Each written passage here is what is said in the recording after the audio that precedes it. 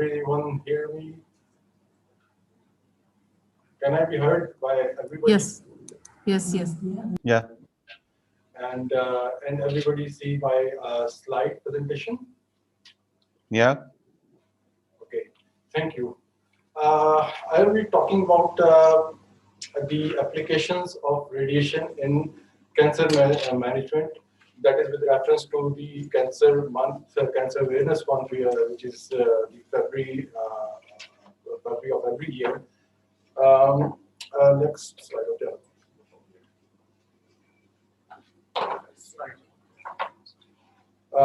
Before we go back, please. Before I go to the specific topic of oncology, let me tell you that where do we use radiation in medicine? By using radiation in medicine, I mean where the patients are in direct contact with radiations. We have three specialties in this regard: the radiology, which that use X-rays for basically diagnosis, and the expert who is experienced in this form of diagnosis is called radiologist. Similarly, radiation oncology, that is in fact the use of ionizing radiations for therapy. And the expert is called radiation oncologist or clinical oncologist. And the third one is nuclear medicine, which is the use of unsealed sources of radiation for diagnosis and therapy both. And the experts are called nuclear medicine physicians. So we have three basically specialties where the patient is in direct contact with radiation. Next, please. Go back, please. And before going into the topic, but how cancer is managed. The first thing is the diagnosis. Of course, you cannot go further before you diagnose the disease itself. For diagnosis, there is physical examination, laboratory tests, imaging, and biopsy. Biopsy is when you take a small sample of the tissue from the from the tumor or from the area of disease and see under microscope, and that is the actual diagnosis, because in oncology we say tissue is the issue. So before any treatment, you have to have biopsy, and with the help of some imaging tests, laboratory tests, you can actually stage the disease. What is the stage? And with this stage, you can then go for the treatment, because every stage has its own sort of treatment. When you start the treatment, for surgery is the first thing for the solid tumors, because you need to remove the major bulk of the tumor, of the malignancy, and then you go for chemotherapy, which is therapy with drugs, radiation therapy using radiation, and some other forms of therapy. And in this slide, the red things you see are those where where radiations are involved. In imaging tests, you have nuclear medicine, and others treatment means there are some part of the nuclear medicine that is the treatment of the disease, and then radiotherapy. Next, please. Before going to the clinical side, this is actually the it was 1895 when the first Roentgen, Conrad Roentgen, who first discovered X-rays, and the first medical X-ray that was taken was of her wife, and you can see the engagement ring here as well. And that was in November 1895. Next, please. मैंने कर दिया, okay. So the next month, the radiation, which are the spontaneous radioactivity, that was also discovered by Marie Curie, her husband, and Henry Becquerel. So we have two separate sort of radiations which are being used in medicine. One is X-ray, which are produced artificially, you can say, and naturally occurring radiotherapy. We'll go radioactivity. We'll see it in next future slides. But before that, let's see. We have radiation, which is part of electromagnetic spectrum. These are this is the whole spectrum of the radiation. If we start from the left side, you see radio waves, microwaves, infrared, and visible light, ultraviolet, X-rays, and gamma rays. As we go from the left side to the right side, the wavelength increases, wavelength decreases, and the frequency of these radiations that increase. Meaning, and the radio waves initially, you may see the wavelengths of the order of buildings, large buildings. And then as you go up, you see the wavelength is, I think most of scientists, they know wavelength. So wavelength then becomes of the order of human size and insect size and grain size. And at the end, you would see the size to subatomic levels. So as the frequency increases, so is the energy of the radiations that also increase. And after the ultraviolet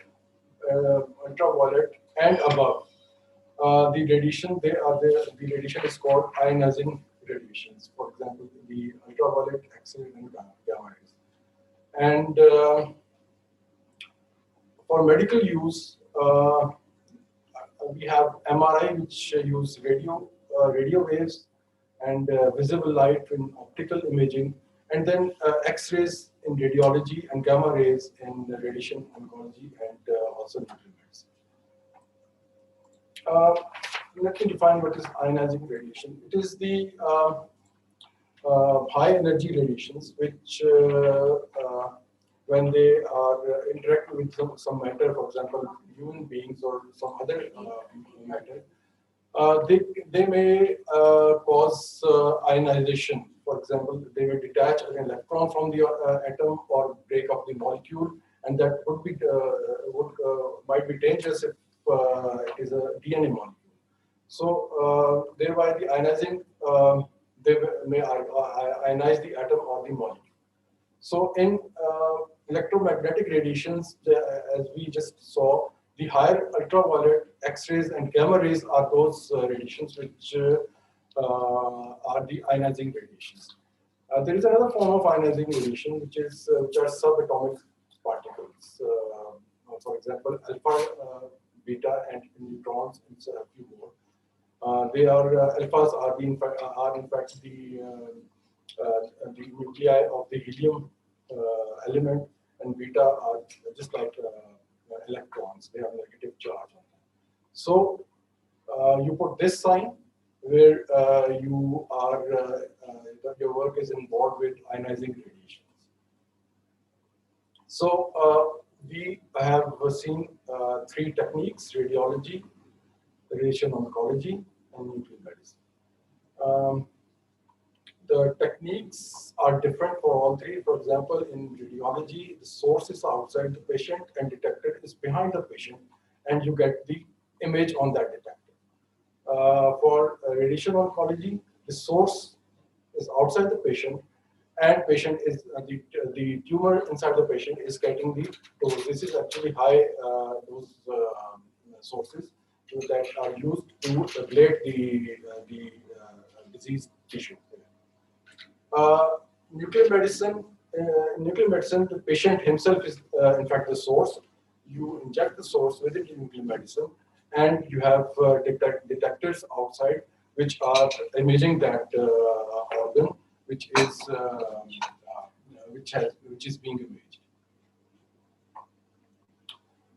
This radiation sources which are used in medicine, as I told you, there are two types. X-ray sources. X-rays, for that we have X-ray tubes used for imaging, and another high energy source X-ray sources which are called linear accelerators. The NAC are also called the NAC. They are used for therapy because they have high energy.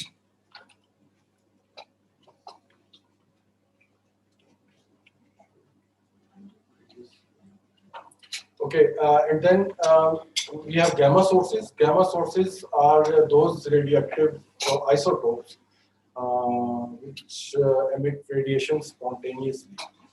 Um, they are heavy nuclei which are unstable, and to go to stability, they emit radiation, and we use those radiation for both diagnosis and radiotherapy. There are two types of gamma sources. One are sealed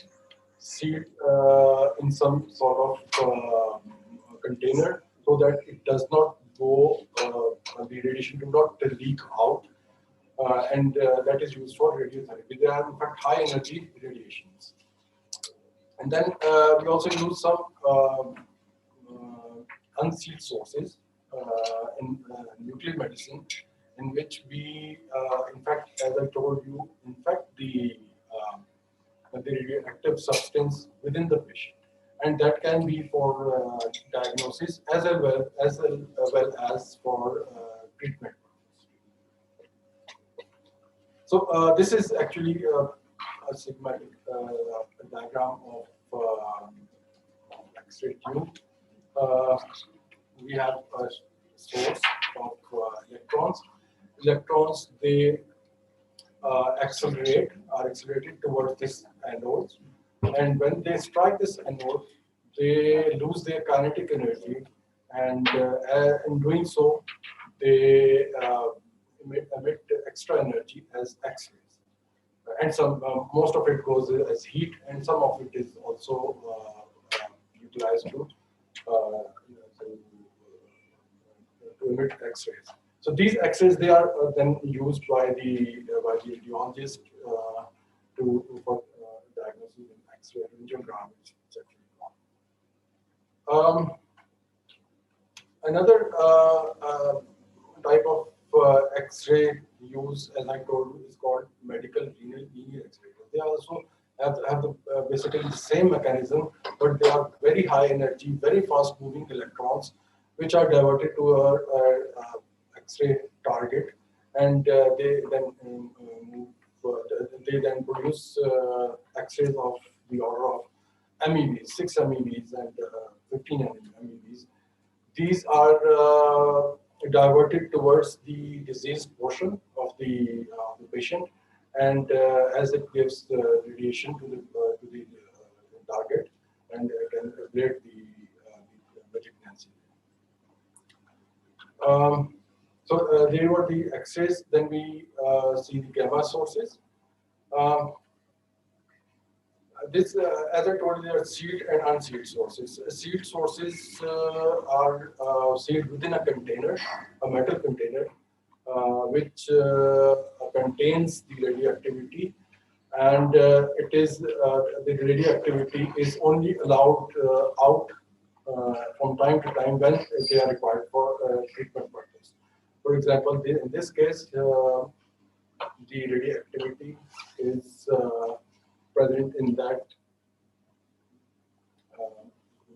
in this container here. It has a hole. As the hole that goes towards the opening, the gamma rays, they go out and are utilized for treatment. And then we have unsealed sources. As I told you, they are injectables. These are the injection containers that contain the radioactive injections, and there is an injection which is also a shield, has shielding on it. So to avoid any extra dose to the doctors and healthcare providers. Little bit of let's see, clinical as well. The radiation oncology is also called radiation therapy or radiotherapy. It has usually mostly two types: external beam radiation therapy, which is also called cobalt 60 therapy. Cobalt 60 is the radioactive metal that emits gamma rays, which are then used for treatment purpose. And then we have a medical linear accelerator. They produce high energy X-rays again for the treatment purpose. So they are external beam radiation therapies. The beam is outside, and it is diverted or it is focused to the diseased part of the patient. Another is brachytherapy, which is actually the internal therapy, in which the radioactive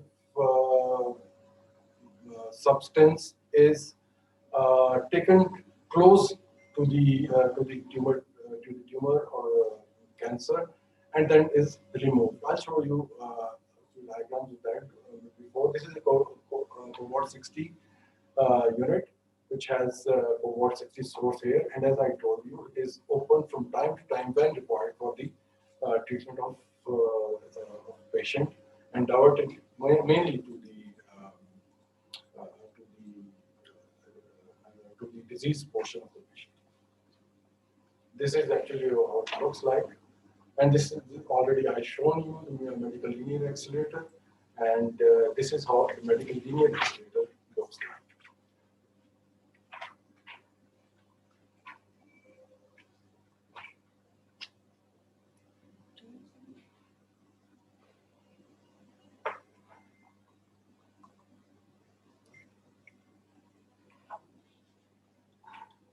Sorry, something is some problem here.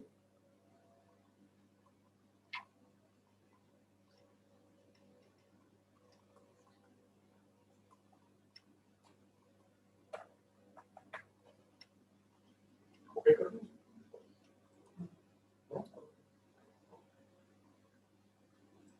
Okay, you're back. So brachytherapy is placing the radiation source, which is next to the area of treatment required or within that area. So it may be permanent or temporary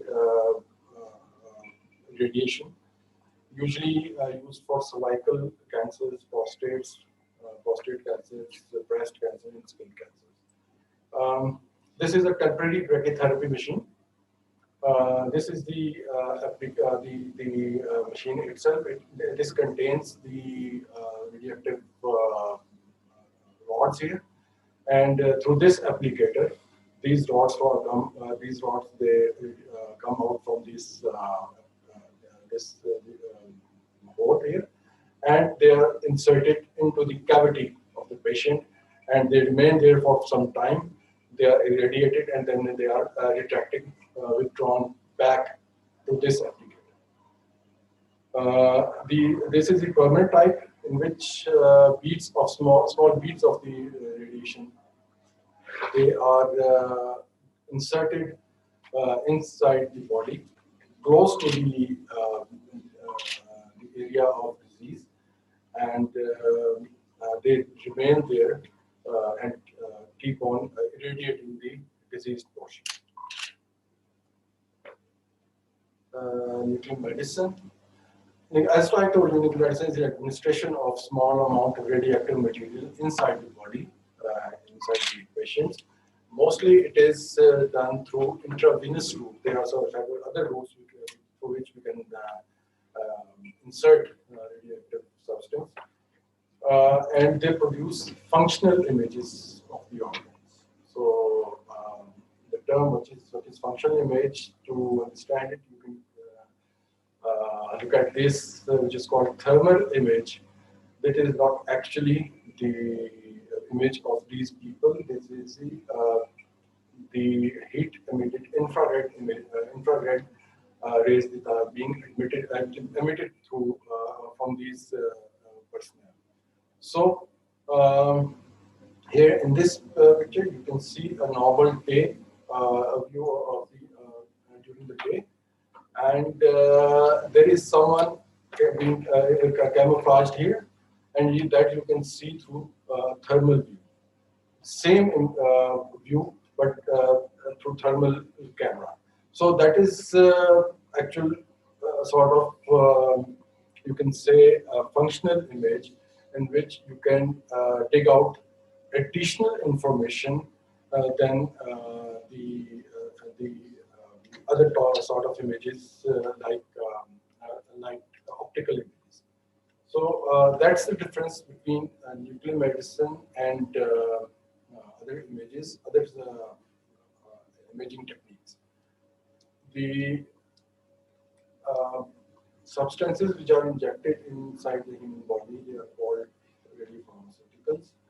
Radiopharmaceuticals are in fact the combination or combined radioisotope which is tagged to a biological molecule. You can see an example here. This is some sort of a biological molecule which is has been tagged with a radioactive substance. So when they are combined, they are called radiopharmaceuticals. And the biological molecule that it is responsible to take the substance to some specific organ. Each specific organ might have, or specific tissue might have its own sort of biological molecule which can be taken up by that tissue. So in doing so, as it goes to, is taken up by that tissue, the radioactive substance that also goes to that tissue. So the distribution of the biodistribution of the biological molecule is depicted by the radioactive substance. So now you can image that radioactive substance from outside using a specific tool which is called gamma camera. The most commonly used radioisotope is technetium 99M, which has half-life of 6 hours and photon energy of 140 keV. Sorry, I missed keV. It's 140 keV. This is how the radioactive technetium 99M is supplied, which is called molybdenum technetium generator. These sort of generators, they are being produced in Pinstek, Pakistan, and it contains the parent radium glide, which is molybdenum 99, and it decays to technetium 99M, the daughter radionuclide. And from time to time, then as you get more technetium in there, you can extract it out from this generator and then utilize it for your clinical purpose. So when you have a cold kit, you put that radioactive material into this kit in form of pertechnetate, and then the biological molecule in this kit, it will be tagged with or attached with the radioactive substance, which is what we call radio labeling, and that is done in special laboratory called hot lab, which are there in every nuclear medicine department. So these are just the examples of numerous radiopharmaceuticals being used. And as you can see here, we have a lot of other clinical uses for nuclear medicine, not only oncology. This is this is how gamma camera looks like. I don't think it's very good picture of equipment. So, uh, okay, what can nuclear medicine? Where can nuclear medicine imaging help in oncology? Um, it helps in diagnosis and further management of the cancers. What would you see? You would see a type of radioactive uptake, uh, which can be a hotspot or a poor spot. I'll just show you a few examples of that. And then tumor specificity. Um, the radiopharmaceutical that is used can be, or the type of radiation that used can be non-specific, specific to an organ or specific to a tumor. So this is a bone scan, a normal bone scan of whole body. The difference in X-rays and bone scan is that the radiopharmaceutical was injected to this patient. It was taken up by the bones, and as the bones they were emitting radiations, those radiations were imaged by the gamma camera outside the bone. So, in doing so, there will be many areas which might be abnormal. You can see through all, you can see in this whole body image. For example, you can see lots of hot spots, as we just mentioned, which are there in the backbone of this patient, which is the metastatic spread of the tumor from breast cancer to the bones. So this is how nuclear medicine helps um, in not only diagnosing the patient but also in further management, where you can find out if the cancer has spread to other organs or not. This is a scan of breast, nuclear medicine scan breast. You can see a tumor here on the right side. And an example of core spot in the thyroid scan. This could be a tumor. And another primary bone cancer. You see a hot spot there. An example of liver cancer. You can see a hot spot here in one type of radiopharmaceutical, and if you have another type of radiopharmaceutical, you can see the same area showing uptake of the radioactivity there. So that gives more specific diagnosis of this sort of cancer. Um, and that is how nuclear physicians they interpret the nuclear scans. Another type of nuclear medicine technique is called PET scan, which is positron emission tomography. Um, Actually, the positrons, most of you might already know, they are the positive charged electrons, and they are antimatter, and they do not survive in this. Um, they cannot survive in the current matter that we have. As they are produced, when they stop, they combine with electrons, and both of them annihilate. So both of them are destroyed, just like this. This is positron, positive charged, and the electron, negative charged. They combine, they annihilate, and this is called annihilation radiations. Two radiations or photons of 511 keV each, they are emitted at 180 degrees apart, and these radiations they are then detected by the PET scanner, and that then helps for diagnostic purpose. this is a PET scanner. We have a ring of detectors here, and as the patient who has been injected with a positron emission substance, he emits annihilation radiation, which are 180 degree apart. One is detected here, the other one is detected in here, and that gives you the information where this activity was originated. So this is how they produce a picture for nuclear physicians, and who can then give some diagnosis. For example, this is a PET scan.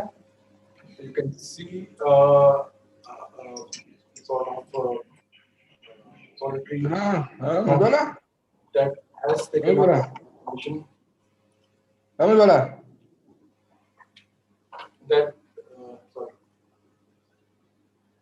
You can see the Hello? single nodule in the lung Walaikum assalam. Voilà. emitting postron. Please, arrête de faire fish sleep. And they were detected by the PET scanner. So they are very vast technique. This is another PET scan patient who is having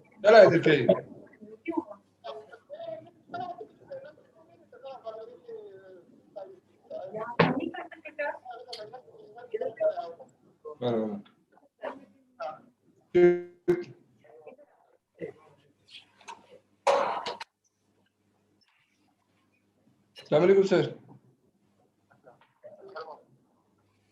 sir नहीं तो वो mute किया क्यों mute नहीं है अभी mute करें ना अच्छा चलो मैं वो फोन आया था किसी का हाँ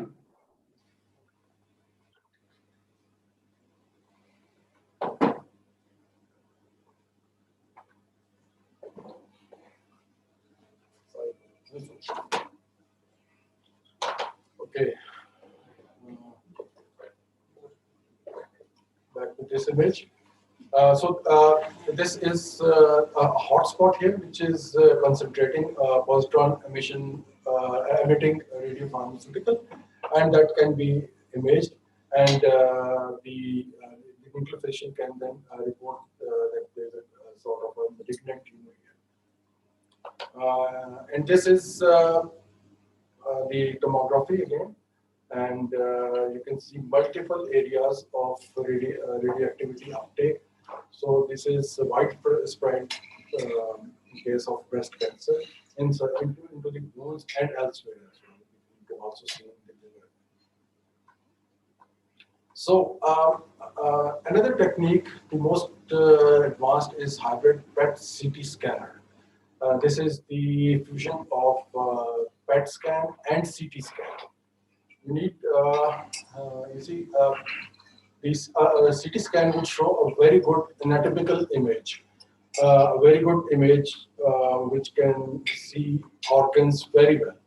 But the PET images, they are sort of fuzzy sort of images, which has to be looked at very carefully because before you give any diagnosis. But if you can fuse both of them, you can have a regional information, to which region is, and you can have a functional information in both in one scan, which is called PET-CT. So this is the most common type of PET scanner available today.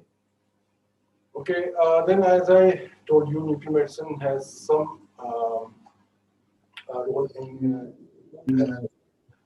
and for treatment, the radioactive substances which are used in nuclear medicine, they emit particle radiation. For example, alpha emitters and beta emitters. Alpha are, as I told you, are the helium particles, helium nuclei, which have two positrons and two neutrons there. They are heavy particles, and the beta particles are electrons, which are small particles, but to destroy a tissue, you need a particle that can annihilate the malignant tissue inside the body. So these substances, they are used in thyroid imaging, in thyroid cancer treatment, in bone pain palliation, where uh, the cancer is spread to the bones and causing extensive pain. And these substances, they are when injected, they at least give some cure to the pain of the patient. And then there is a targeted therapy and another technique, the latest technique is theranostics. Theranostics is actually the combination of diagnostics and therapy. You do diagnosis and therapy both in one group. You can have knowledge of how much, how much therapy is affecting or giving response of that therapy. So that technique is available in one of the atomic energy centers, hospitals in Lahore, and I think that is the only center which is providing this technique in Pakistan. So that's the last slide. These are the atomic energy cancer hospitals. We have 18 of them all around Pakistan, and they are distributed as according to the population density that we have. And the 19th one in Gilgit is under construction and will be available. Will be functional this year sometime. And thank you very much. This was the last slide. Thank you very much, Dr. Mohammed Zohaib, for this very enlightening lecture on the applications of radiations for cancer management. Cancer is a very big challenge for the world in general, and particularly for the developing countries, because they generally lack the resources and infrastructure to deal with this kind of disease. So your lecture has not only raised awareness on this important disease and how to manage the same, but has also opened avenues for collaborations. As you know, we have 24 centers of excellence, and some of them are working in the area of cancer management. I know National Research Center of Egypt is active in this